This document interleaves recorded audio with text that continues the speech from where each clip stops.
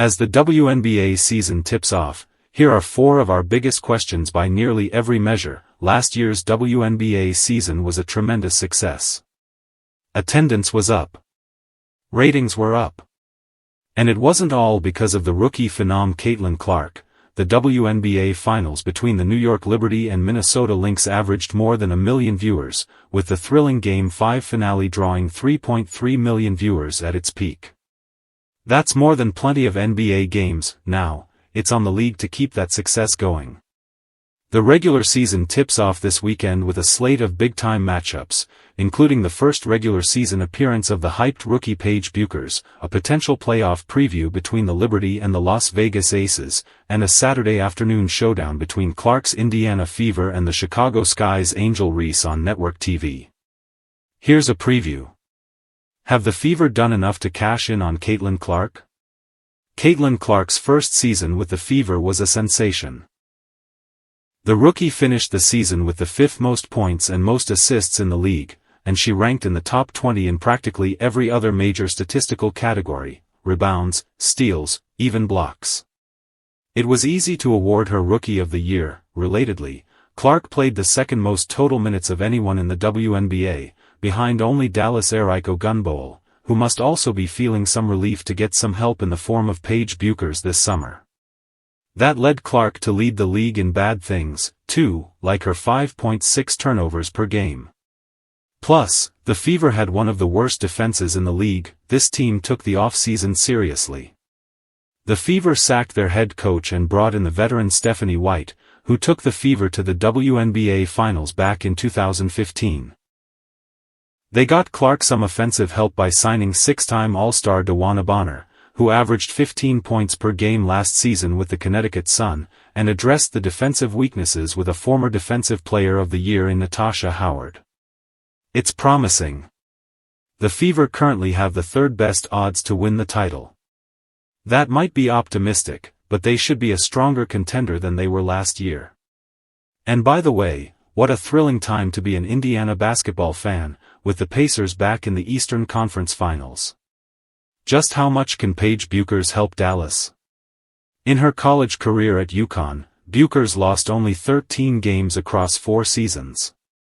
Her new WNBA team, the Dallas Wings, meanwhile, has lost at least that many games in every season since the team moved to Texas in 2016. It's too much to ask of Bueckers, 2025's most hyped rookie, to turn Dallas around this season. After all, this is a franchise that won only 1 playoff series in the past 15 years. Learning to stomach the losses will be an adjustment, she admitted last week. I've come to the realization that I've been extremely blessed and fortunate to be in great situations in high school and college, she told reporters. It's different in the W. You don't see teams going undefeated. Last season, the Wings were a dreadful 9-31. But with the pain came a prize. Bueckers, of course, who was selected with the top overall pick in last month's WNBA draft barely a week after she had led UConn to an NCAA championship. Bueckers is expected to be a starter on day 1, and she's already the frontrunner for Rookie of the Year. She scored 10 points in the Wings' preseason game against the Las Vegas Aces, although the Aces smoked the Wings by 37 points. That's a good start, though it'll take time to adjust to the increased physicality of the WNBA. Give her a month to adjust and see how she's doing by the end of June. The Wings can only go up from last year, and a rookie-level campaign from Bueckers would be a great start to her career in Dallas. Can Aya Wilson become the first player to win MVP 4 times? Speaking of the Aces, Aya Wilson is still the best player in the league. She has won MVP in 3 of the past 5 seasons, and she'll be a front-runner again this year until someone else can prove otherwise. Paging Nafisa Collier, is this your year?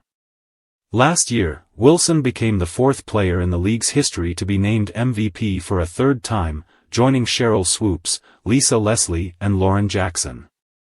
Those players were legends, of course, but their accomplishments came in a different era for women's basketball. Wilson's dominance in the modern game, especially last season, with her unanimous MVP vote, is something remarkable, and she's only 28.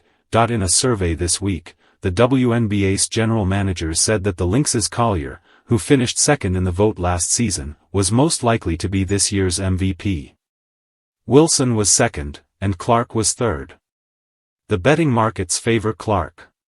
For the Aces, capitalizing on Wilson's performance is the bigger picture, of course. Last season was a bit of a letdown after the Aces won it all in 22 and 23. A three-peat was always going to be tough, as the league around them kept improving. Now, it's on Vegas to show that they've made themselves better, too. A debut for the Golden State Valkyries. This is a big moment for the WNBA, with the Valkyries making their debut as the league's first new expansion team since 2008. Two more teams are set to join the league next season, one in Toronto, and one in Portland, and the WNBA expects to add a fourth in 2028, bringing the league to 16 teams for the first time since 2002. This growth is another testament to the strength of our league and the demand we're seeing from our fans, and from cities and from owners who want to be part of the WNBA's future, said League Commissioner Kathy Engelbert at last month's draft. Expansion teams usually struggle in their first season, no matter the sport. That's especially true in the WNBA, where only one of the previous 10 expansion teams finished their inaugural season with a winning record. So it may be too ambitious to expect the Valkyries to reach the playoffs, or even finish above .500. But this year will be a success for them if the team can get people in the door, if the game experience is good enough to keep fans coming back, and if people are out and about wearing Valkyries gear and talking about the team.